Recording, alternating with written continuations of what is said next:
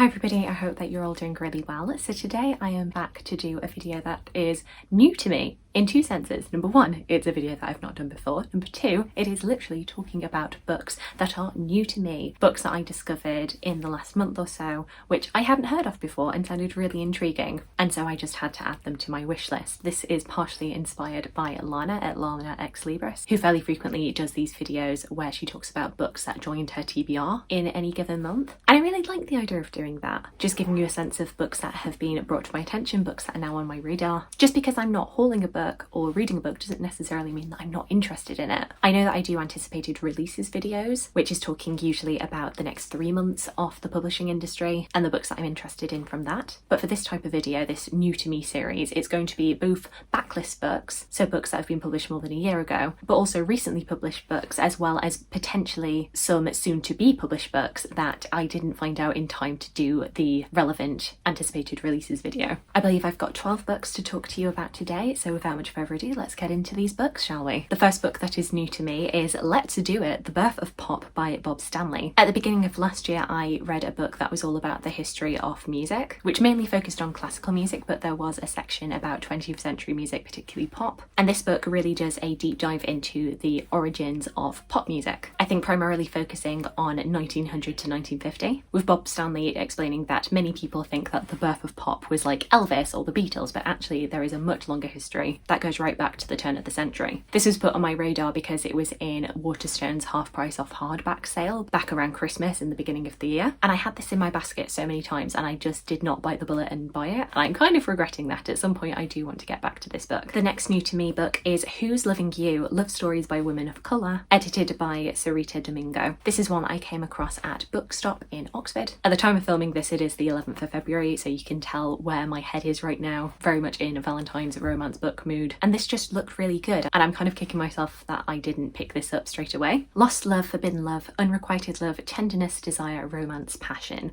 Who's Loving You is a celebration of love in all its guises, written by women of colour, with 10 original short stories from bold new voices, literary prize winners and national treasures. And I feel like the next time I see it, I'm definitely going to have to pick this up. Next, we've got a book that comes out in March, but I hadn't heard about in time to do the anticipated releases for January to March, and that is Great and Horrible News, Murder and Mayhem in Early Modern Britain. This checks a couple of boxes for me. Number one, early modern British history, and number two, it's about murder. I imagine there's going to be a lot about early modern print culture in here, which is something that always really excites me. In early modern England, murder truly was most foul. Trials were gossipy events, packed to the rafters with noisome spectators. Executions were public proceedings which promised not only gore, but desperate confessions and the grandest, most righteous human drama. Bookshops saw grisly stories of crime and death sell like hotcakes. This history unfolds the true stories of murder, criminal investigation, early forensic techniques, high court trials, and so much more. I recently picked up this book, which is Unfortunate Ends on Murder and Misadventure in Medieval England, so this feels like the natural follow-on. Then another history is Medieval Origins, Why the Middle Ages Matter by Ian Mortimer. You will have definitely heard me mention Ian Mortimer before because he is the author of the Time Traveller's Guide series, which I absolutely love. We tend to think of the Middle Ages as a dark, backward and unchanging time characterised by violence, ignorance and superstition. By contrast, we believe progress arose from science and technological innovation, and that inventions of recent centuries created the modern world. We couldn't be more wrong.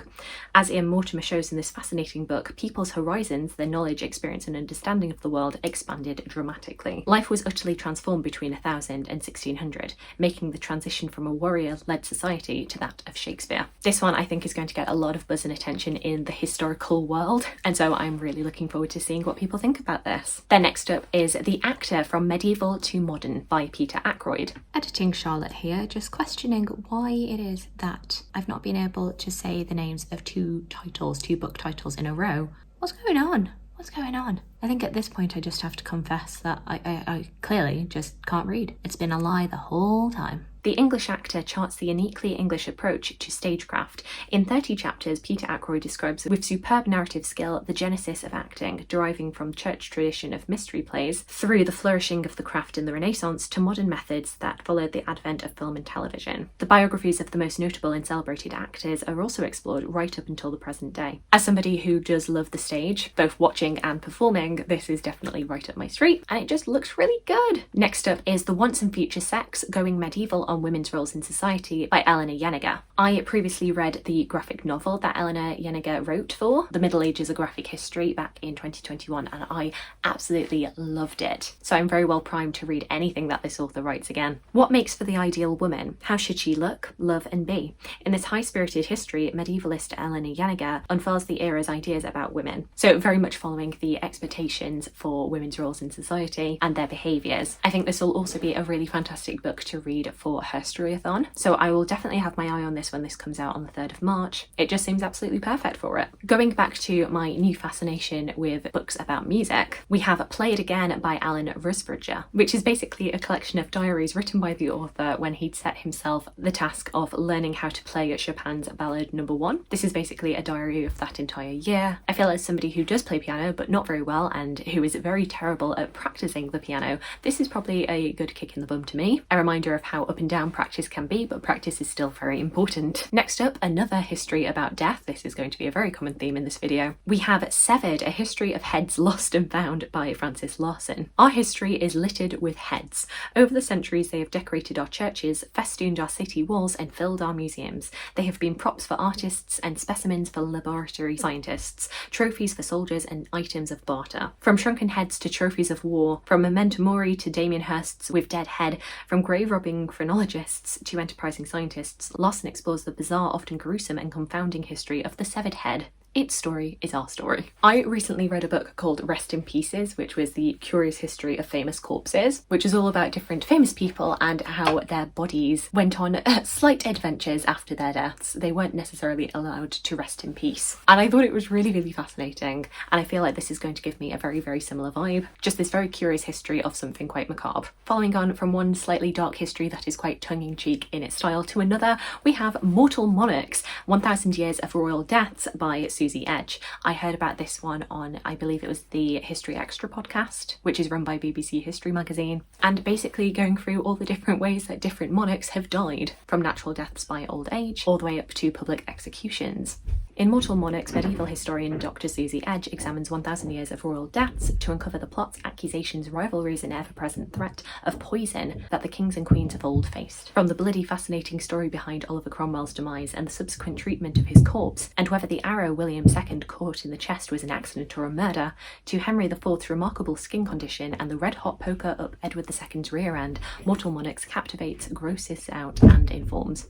A book that I have seen everywhere but I hadn't really delved much into until Katie over at Books and Things mentioned she absolutely loved was The Secret Diaries of Charles Ignatius Sancho by Patterson Joseph. Meet Charles Ignatius Sancho. His extraordinary story, hidden for 300 years, is about to be told. Discover Georgian London as you've never seen it before. It's 1746 and Georgian London is not a safe place for a young black man, especially one who has escaped slavery. After the twinkling lights in the Fleet Street coffee shops are blown out and the great houses have closed their doors for the night, Sancho is utterly alone.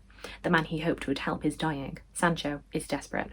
And yet this same Sancho will go on to tread the boards of London's theatres, become a highly acclaimed musician and composer, lead the fight to end slavery, meet the king and become the very first black person to vote in Britain. It's time for him to tell his story, one that begins on a tempestuous Atlantic Ocean and ends at the very centre of London life.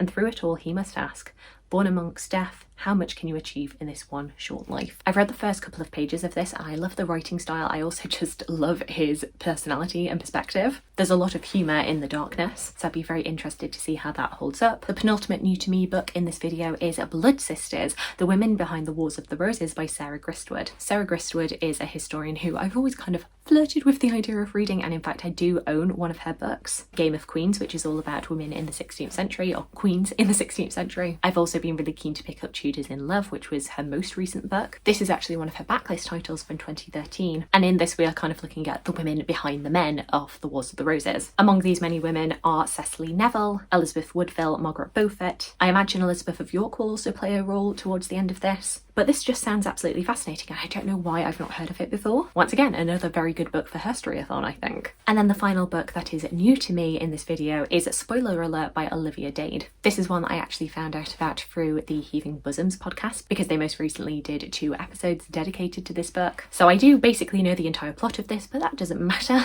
I mean, when it's romance, you know how it's going to end. This is all about a famous TV star called Marcus, who is coming to the end of his time working on quite a famous fantasy series. And he's always kind of regretted the fact that his public persona is this kind of like lovable himbo. The press make it out like he's not very intelligent. And he's just basically gone along with this, even though he's actually very, very intelligent. He cares very deeply about this fantasy series, getting things just right. And he's also quite a prolific fan fiction writer, although he cannot admit this to anybody, otherwise he'd be very much breaking his contract. We then have April, who is also a prolific fan fiction writer, who has decided that she's going to be a lot more public and be a lot more out and proud about the things that she loves, including this fantasy series. She posts a video of herself in cosplay of one of the characters in the fantasy show that Marcus stars in. Now, April is a plus-size woman, and as we know, the internet is often very, very cruel to plus-size women, especially when they are showing things that they love and being in cosplay. And so there are a bunch of men on the internet who decide to troll her.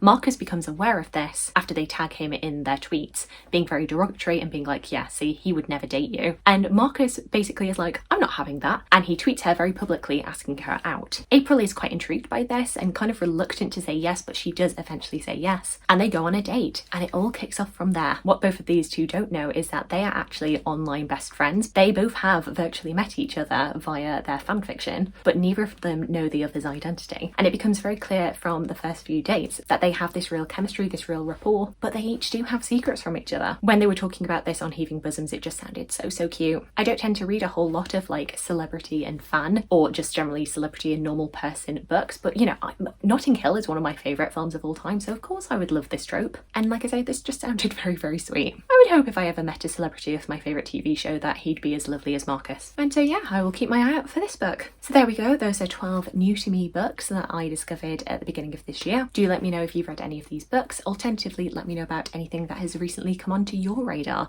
I would love to hear from you. I hope you're having a fantastic, fantastic day, and I look forward to talking to you again soon. Thanks. Bye.